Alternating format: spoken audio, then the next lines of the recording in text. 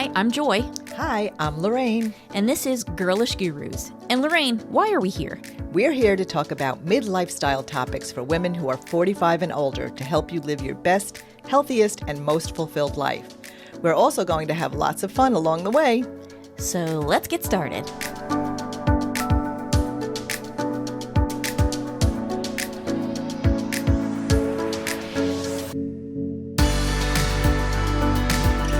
Welcome back to another episode of Girlish Gurus. I'm Joy. And I'm Lorraine. Ooh, Lorraine, what are we talking about today? Okay, I'm smiling right now, but I don't know how long this smile is going to last during this episode because you know how you find a book that literally can change your life? That's what we're talking about today. This book, imagine being a 12-year-old boy walking into a magic shop and walking out with the tools that will change your life forever.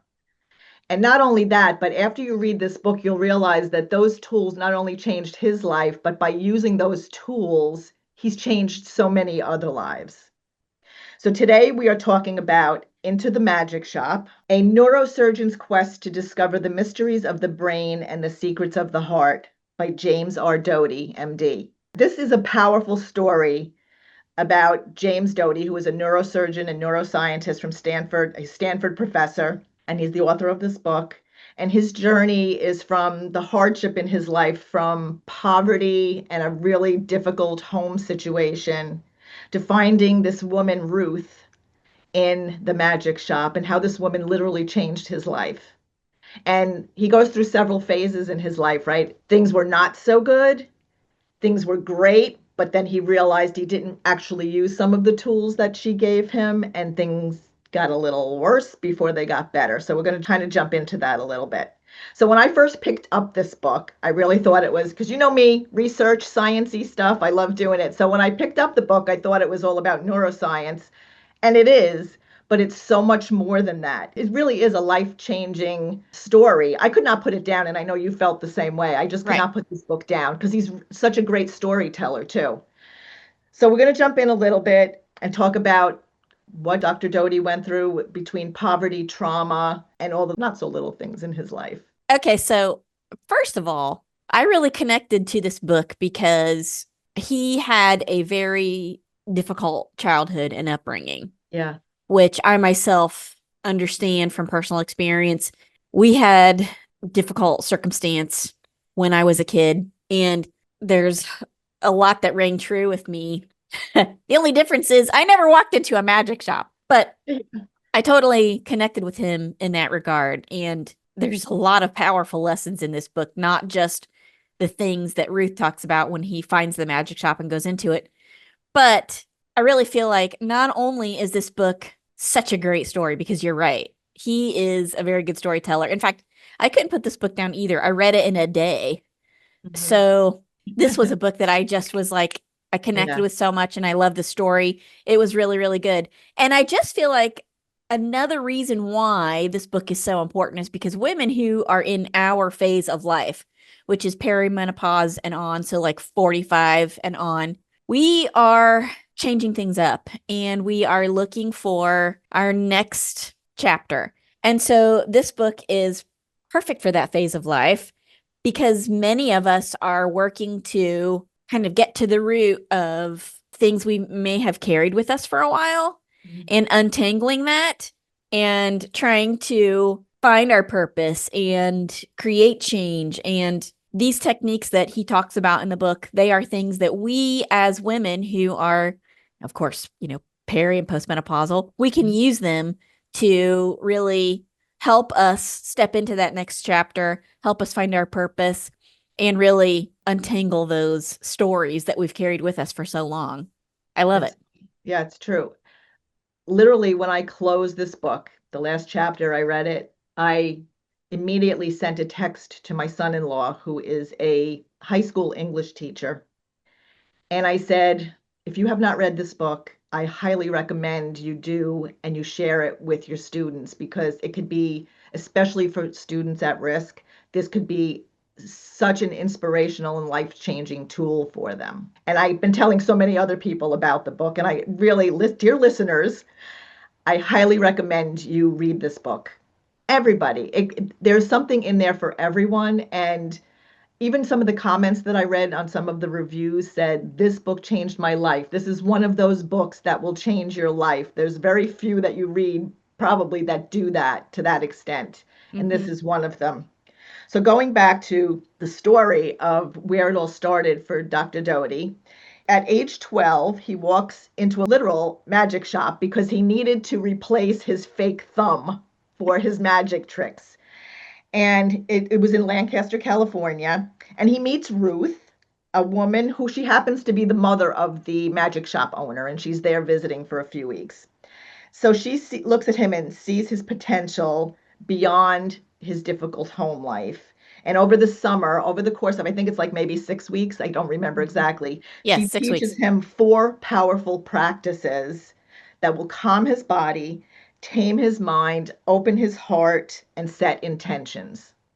And so that's where the story starts. Well, what's funny about it is how life works out and how things fit together. Because I feel like I do need to say this is a true story. Yeah, So, what she doesn't know when he walks into that magic shop is this little kid who, again, I can relate. I'm sure she's looking at him and he's talking about his bicycle and all those kinds of things. That's funny because I had a bike when I was a kid and it was one of my prized possessions, and so funny, all the connections there. But she takes one look at him and she sees a kid who's maybe a little rough around the edges and scruffy. And she talks about how she kind of knew she was looking for a young boy to help and she's thinking in her mind, oh, that's maybe her grandson. But it right, turns out that it's this kid and she has no idea. Okay, I'm going to interact with this kid. I'm going to teach him some things, and he's going to go on to become a world class neurosurgeon. Right? You just right. never know how things are going to work out. But all she sees is who he is in that moment. And there is a kind of magic in that too, because I've heard it said before, and I think this is very true. And this book kind of touches on it in a very poignant way.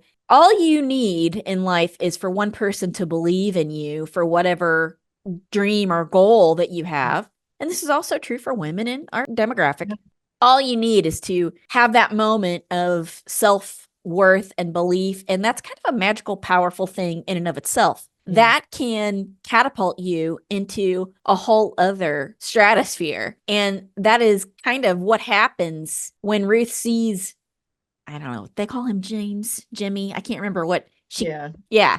I can't So remember. Yeah. But in that moment, she sees him. He comes in the magic shop, and just that one connection just puts him on an entirely different path. And it's amazing how she teaches him all these very simple techniques. yeah. And those techniques are the tools that he uses to become that person he was always meant to be. And he goes through a lot of twists and turns, like you Yeah. mentioned before, but ultimately it's that inherent sense of knowing and Yeah. that Opening his inherent heart. toolbox that gets him past all those difficulties and helps him achieve his greatest Yeah. dreams. I know one of my favorite things that he writes about in the beginning is that when he walked into that shop and this woman was sitting there, that she immediately looked at him and he said no one's looked at him that way before. That really like he felt seen. He felt like she was engaging with him and the way she was talking to him that he never felt that before. He never felt that important before. Right. No And one had that ever was just asked his opinion. No no one, yeah. throughout this book. Even now I'm going to get a little emotional. It really, if you need tissues if you're reading this book because Hmm. it touches on so many things that will bring things up for you, things Oh, from your yes. life that probably we all have hurts, we all have trauma in our life, and that will come out as you Mhm. read this book. And just the fact that he met this woman who he never met before, he had no idea who she was. He came in to buy a rubber thumb or, the fake thumb. And even in the beginning, he really wasn't quite sure. He's like, is this woman going to kidnap me? Is she going, because she invited him to come back and come into the back room and we're going to do this. And in the beginning, he talks about how he was like, what's going on? Is she a witch? Is she a whatever? Hmm. But as you go through the story, you realize, oh my God, she just had this connection with this child and she really just wanted to help him. And like I said, little did she know all these years later how many people she ultimately did help beyond him. One of the things she tells him is, I will teach you all of these tools. And she presents it to him in a way that any kid, especially a kid in that situation, like, Yeah. I'm trying to think of the best way to describe it. He's in a state of distress Yeah. because of his home life. And a kid in that situation, but any kid really, the way she presents it to him is like, this is magic. Right. It's poof, abracadabra. Right. He thinks he's actually going to be learning magic tricks. Right. And Yeah. he's actually going to be able to basically find his one and only true desire, which is money, because he's in again, a state of distress. And she presents it to him that way. And any kid is going to grab onto that, and they are going to, in their minds, think to themselves, haha, I have found the golden ticket, right? It's a golden ticket. I've got a golden ticket. All I could think of, I kept hearing that in my mind because I Willy was a Wonka. well, for me, I was a huge Gen Xer. Yeah. I was a huge Willy Wonka fan, and that golden ticket, that was the answer to everything for Charlie, right? Because Yeah. then his family had everything they would need, all the food they needed, money for rent, everything. And in his mind, he's like, that's what I'm after. I'm after the magic trick that I can do that's going to give me my heart's greatest desire. But he doesn't, as a kid, he can't see what she is really giving him. Right. So she takes him through all four exercises. There's four exercises in the book, and she starts with teaching him how to relax his body. And the basis of this is understanding that when your body is stressed, you lock up, your chest gets tight, you clench your jaw or whatever, maybe you tap your leg or your foot, and you lose your ability to stay anchored in the moment. So Ruth taught him how to do a body scan, right? And soften each breath and just stay calm. So there are I've seen it in a lot of different Mhm. things, the 5 things to look for if you're having a panic attack or whatever. But basically, she's teaching him that skill, how Yeah. to stay calm in a stressful moment. And the very first story he tells in the book, you know, there's no surprise here. He's a neurosurgeon. And so you can just imagine. I mean, for me, when he's telling that story, I'm thinking about the first time I ever stepped into court when I was representing somebody, and I was flipping out. I wish I had these tools in that moment. So, Yeah. yeah, just that first tool of relaxing your body and staying calm in the moment, that's priceless in and of itself. Yeah. But that's And the that's first like thing she starting with teaches. your toes and working your way all the Right, way up your body. And until that particular part of your body is relaxed, you stay with that and then move right, on to the next when you feel the relaxation. Yeah. right, It helps us to control our emotions at the moment. So you don't freak out and have an anxiety or panic attack or be angry or, strike out. right, So, yeah. So that was her first lesson. And then the second one was focusing the mind. And it's not about perfect meditation. And I know a lot of people have trouble thinking that I can't meditate because they think I can't let thoughts come in my mind. But it isn't about that. It's let them come in and just you'll eventually be able to put it aside, right? You just let the feelings come, you let the thoughts come in. It's about gently guiding your attention. So you want to guide your attention away maybe from those intrusive thoughts. He talks about like visualizing a rose opening, right? Or light filling your heart. We talk about humming, which is one of the things later, but which Joy and I have done a number of times. mm-hmm. But these are tiny shifts that kind of rewire your brain. So as you're meditating, as you're sitting there and focusing your mind, you don't want to be focusing in the past, right? Or in the future. You Right. want to be in the present. So as they come, you let them go, and but you learn how to put them aside Right. And in the moment. you are correct in that one of the things he talks about in this book, which I love, he's also a scientist. Hmm. So he starts to explain, and I'm not the science person, that's you. Everyone knows. It's not a surprise. Lorraine's a science one. I am not. So, one of the things he starts to explain is how your brain functions. Because Hmm. again, he's a neurosurgeon. And so he develops this intense desire about the mind and trying to figure out how it works.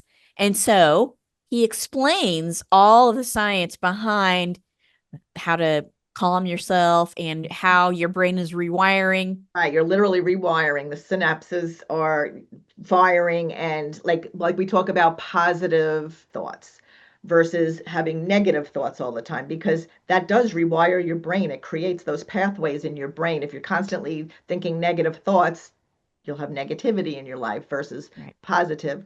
We're not talking about toxic positivity, but No. the more you can concentrate on those positive things in your life, it will definitely rewire your brain. We talk about it Right. through menopause all the time. That's why Oh, when you're bombarded with all the crap that people tell you, it's awful, you're aging, it's horrible, your life's over, you're going to believe it if you keep listening to that, right? Versus exactly. sharing time with us because we are delightful, damn it. Right, we're delightful. But that is one very valuable aspect of the book. And to me, it brought home the point of labeling, right? People label new age woo woo, but oh no, no. Oh no, no. There's actually Science. science behind it. And he talks about it and begins to explain it. I say begins to explain it because he really does explain it. But yeah, I'm kind of like, I can read the words, but maybe I can Yeah. connect some, I don't know, neural Yeah, but the science. fact that he has the credentials, when you read this book, you'll understand because what Ruth teaches him is manifestation and how Right. to manifest things into your life. And a lot of people think that is totally woo-woo because they imagine it as being sitting there and just wishing for all these things and just sitting there and bring it to me, where Ruth explains to initiate, you have to take the steps to make the things happen. They're not just going to come to you. You have Right. to make them happen. So you can have, like, I think she had him write a list, right, of Hmm. the 10 things that he wants to manifest in his life and taking the steps that you need to do to make that happen, not just writing them down, but actually, well, how are you going to make that happen? You know? Right. Yeah. And it's like Jim Carrey said, you can't just say, I want this, and then go eat a sandwich, right? Yeah. You actually have to go do the work. But Yeah. again, there's a whole other body of talk about that. What she's teaching him is how to regulate himself so that he can still move forward even when he's in a Hmm. difficult situation. And let me Yeah. tell you something, that right there is worth its weight in gold. Yeah. That skill. Yes. Okay. So we've gone through the first two tools that she teaches him. The Hmm. third tool that she teaches him how to open his heart. Now, this one is a little bit difficult. It's Hmm. difficult for him because he doesn't see it as important initially. Right. So again, here you are, a 12-year-old kid, you're in crisis, right? And you're trying to desperately figure out a way to move yourself and your family out of that crisis Mhm. situation. He's like, I don't, This is the one that I wouldn't say he struggles with it because I think he's not even quite aware of what it really is, right, right? Because what's on his list? He wants to have a lot of money. He wants a Porsche. He wants right. to be a doctor because they get respect. And he has felt in his life that he's never received that. He wants to feel Mhm. important. He wants to date a lot of women. So, like, these are all the things that he's thinking of that he thinks he really wants, Right. which ultimately lead to other things happening in his life. I'm not going to give away the whole book, Now, but the opening of the heart doesn't come until later, really until he's an adult. right. After having experienced difficulty, okay? Yeah. But she does remind him in the magic shop that he is worthy of love. She Hmm. kind of demonstrates that to him via the fact that here she is a complete stranger. He is nobody to her. And still, she's taking the time and effort to teach him these valuable tools and practices because it Right. does take time and effort. And not only that, as time moves forward a little, she starts bringing in lunch. And so she is demonstrating to him, I care for you as an individual. And in a very subtle kind of way, I think she is demonstrating she understands his circumstances and Mhm. she's trying to help him out, right? So Yeah. part of me was like, well, maybe she's doing that because she's trying to get him to come back, right? But I don't think that's it. I think you can take one look at that kid and see he probably hasn't had all that many great meals Right. in the past. So she is demonstrating a type of care and concern for him that maybe he is not getting anywhere else, including even at home. So that's Right. something to think about and that I found very poignant. But she does teach him practices like loving kindness, gratitude, and forgiveness. And she exposes him to the idea that these things are not fluff. These things are actually powerful tools that can help him in his journey toward his destiny. And he then goes on to explain how those things are actually tools you can use to rewire your brain. And I'm all about that. I mean, I think that especially in today's world, not just women who are perimenopausal and on, everybody could use as much Yeah. gratitude and kindness and care and concern and love toward our fellow man as we Mhm. could possibly get. So while this is a tool that he doesn't necessarily see the value in right away, Mhm. ultimately, I think he discovers over time that it becomes his most powerful tool. Yeah. And I had touched on this before. The fourth practice is setting intentions, which is about the manifesting, right? The manifestations. And like he's thinking of it as like manifesting all that stuff in Right. his life, that he wants all this stuff. But it's more about aligning your thoughts, your emotions, your actions, and what do you want your life to feel like?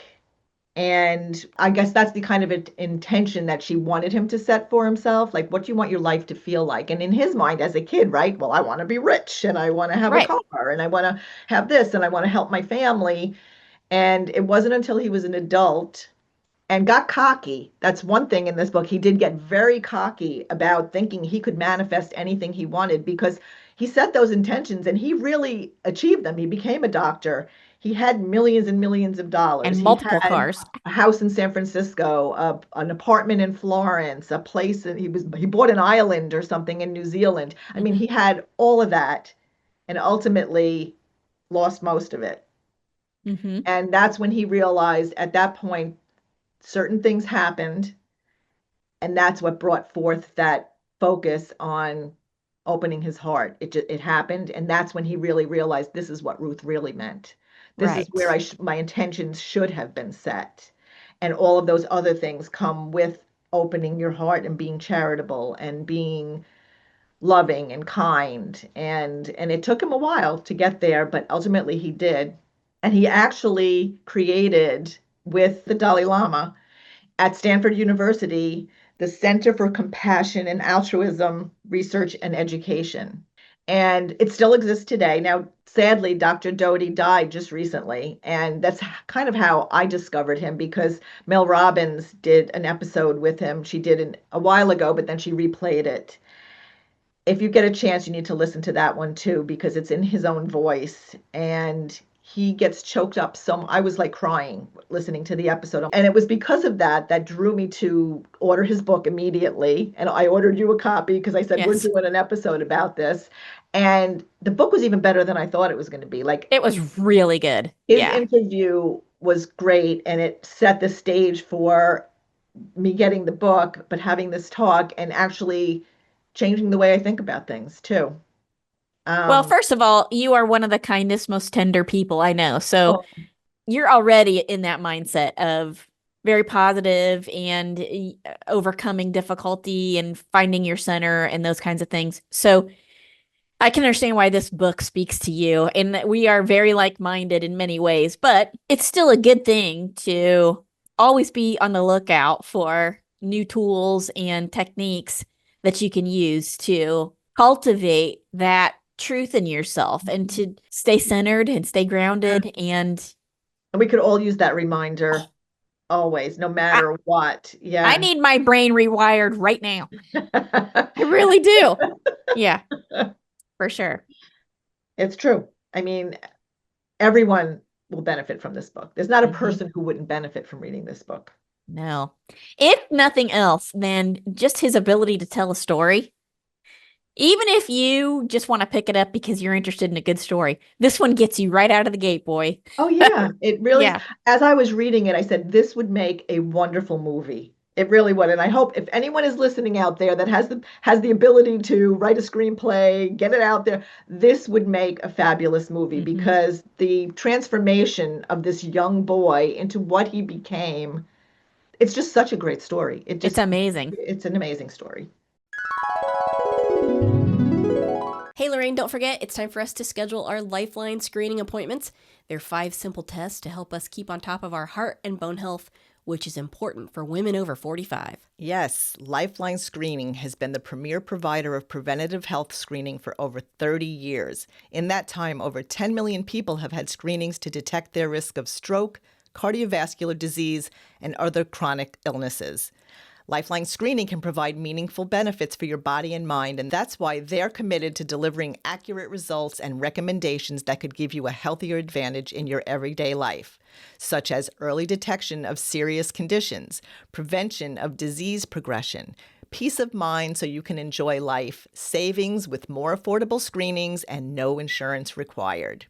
Yep, and don't forget, by using the link in the show notes of this episode, you get a special offer available to Girlish Gurus listeners, so make sure and schedule your appointment.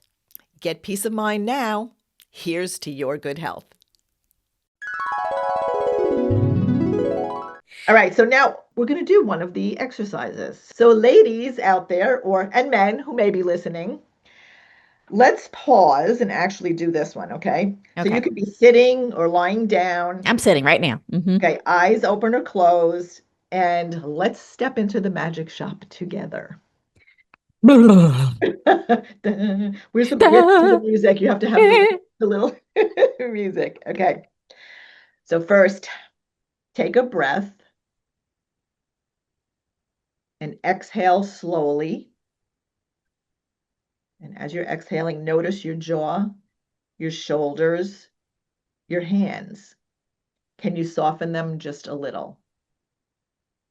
Let's do that again. Take a breath and exhale slowly.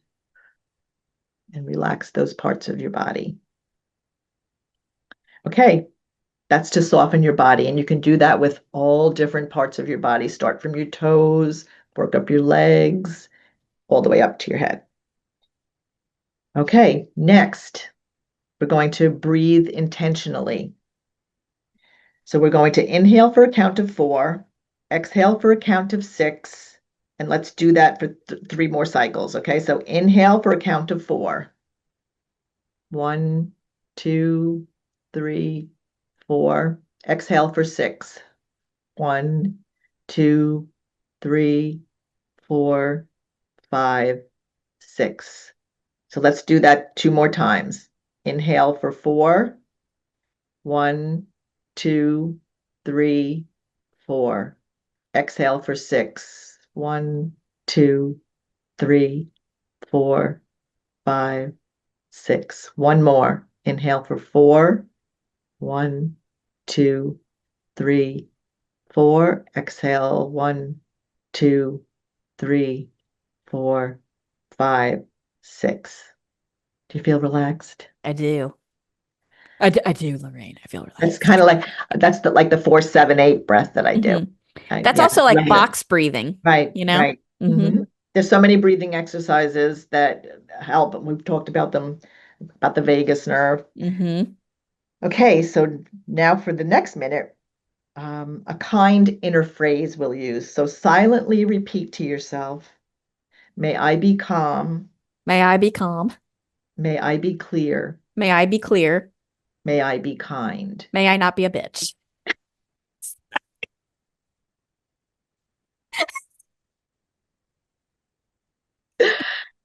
That one too. There you go. You got me to laugh. Good. Said I Okay. wasn't gonna laugh this episode, but you can always do it to me, Joy. Okay. Hey, you're sitting on my chair, so make sure you don't pee. I know I Okay. don't got any depends on. Okay. Okay. I got my legs crossed though. May I be calm? May I be calm? May I be clear? May I be clear? May I be kind? May I be kind? And you can pick any phrase you want and do like some kind of a mantra every day and kind of relax yourself and make you feel good, right? Mm-hmm. Okay. Next one, heart visualization. Picture a warm light glowing in your heart.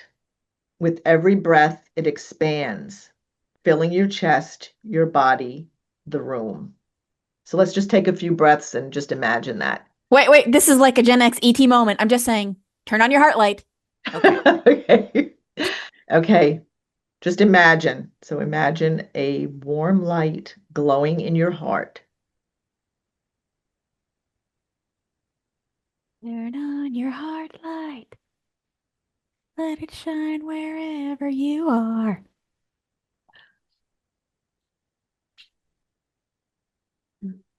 So remember, dear listeners, to do these exercises daily. There's one more. We're going to set an intention. Okay. What's one gentle intention for the rest of your day? Whisper it to yourself now. Maybe I will respond with grace, I will respond with grace. or I'll stay rooted in peace. I will not be a bitch.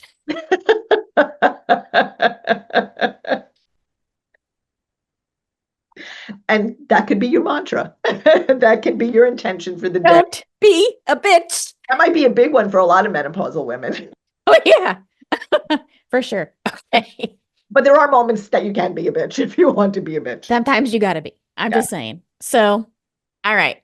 Those are the basic tools that Ruth teaches young James in the book. So, if you can practice those, and I would even go so far as to say it doesn't have to be exact. You can No. change things up a little, and you can Yeah. maybe you already have a practice that you use. You So, create space for healing, clarity, peace, just to stay focused and present and set those intentions for a better life for yourself. right.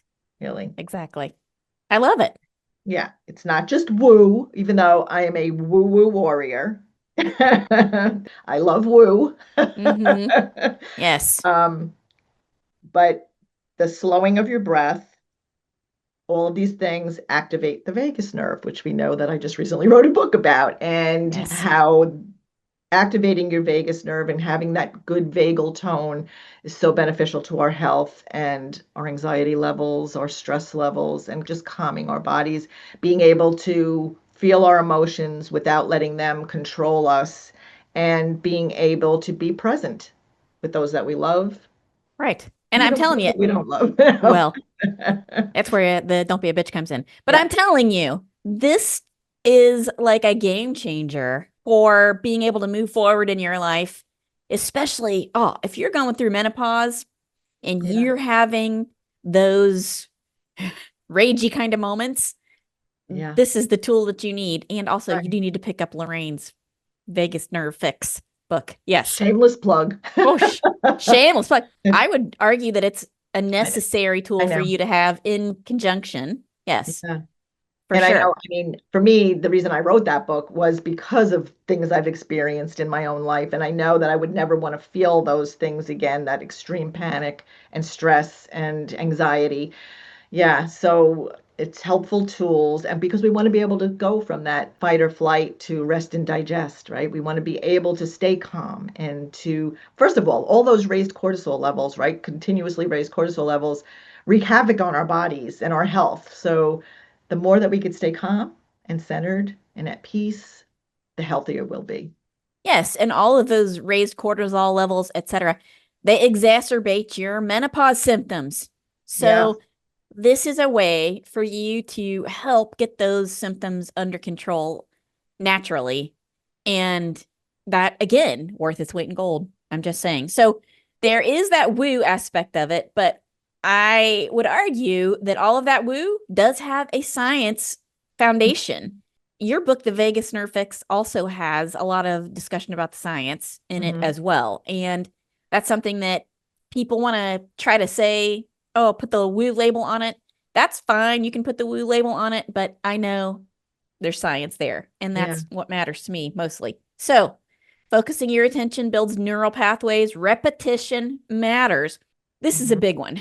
You need to be doing some kind of practice every day if you can. And I know there's people out there saying, do this, do that, all these things. You do it every day. Yeah. This is one, though, that you can actually do before you even get out of bed that can help put you on the right foot as you start your day and can help you stay grounded and centered, even as you're going through whatever difficult issue you might be going through. So really, if you're going to pick a practice to do every day, this is a good one. And this is how you can rewire your brain using compassion and cultivate a connection with yourself, with your brain, and with joy. And you can never have too much joy. Okay. And like I said, regarding the health aspect of it, Dr. Doty also links it to longevity, emotional regulation, and leadership. And the best part, these practices are free.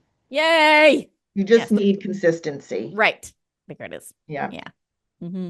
So the only thing that costs you is a few minutes of your time, really. Yeah, really. Yeah. And it's worth it. It's an investment in yourself and in your health. Mm-hmm. All right. So real life applications for these tools and techniques. Here's where we're using it. In stressful moments, before a difficult conversation, take 60 seconds of breath and add in an intention. You can visualize your heart light in bed and help to ease your mind as you're trying to sleep. Your health goals, pairing a daily walk with an affirmation like, I care for myself with love. And in your relationships, oh, this is a big one for me. Big one. Pausing for a compassionate breath before reacting. Ding! Most people can use that one, I think. You can use it if you can have the presence of mind to actually understand and realize it. A pausing compassion breath. Right. A pausing compassion breath. And then finally, in transitions, just repeat to yourself it's safe to move forward and keep that ever present in your mind as best you can. Yep. And midlife is magical, right? We always talk about magic. I'm all about the magic. And not because it's easy, but because we finally have the power to choose our response. That's good stuff right there. It really is. Ugh, wow.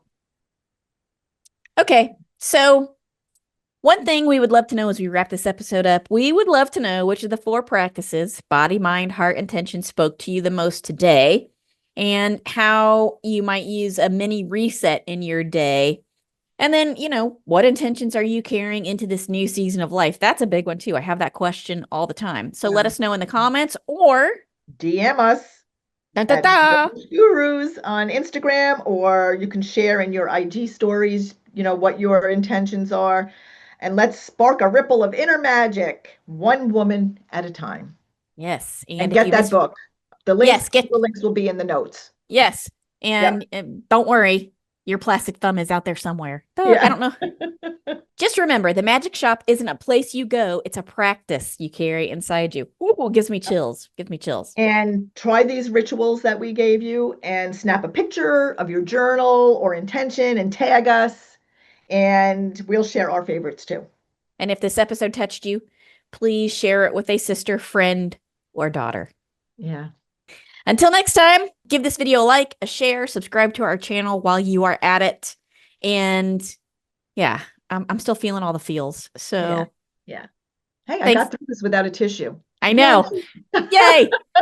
Thanks for listening. And we'll see you in the next one. Bye-bye. Mwah.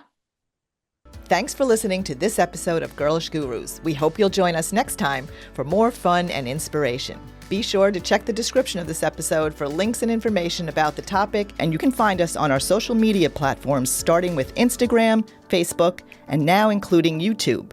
You can find us by searching Girlish Gurus, and you can also check out our website, girlishgurus.com, for more information on us, our projects, books, and our growing community. And don't forget to download this episode, give it a good review, and share it with your girlfriends. We would also love to hear from you in the comments because the more interaction we get, the more episodes we can post. Thanks, everyone. Bye. Bye.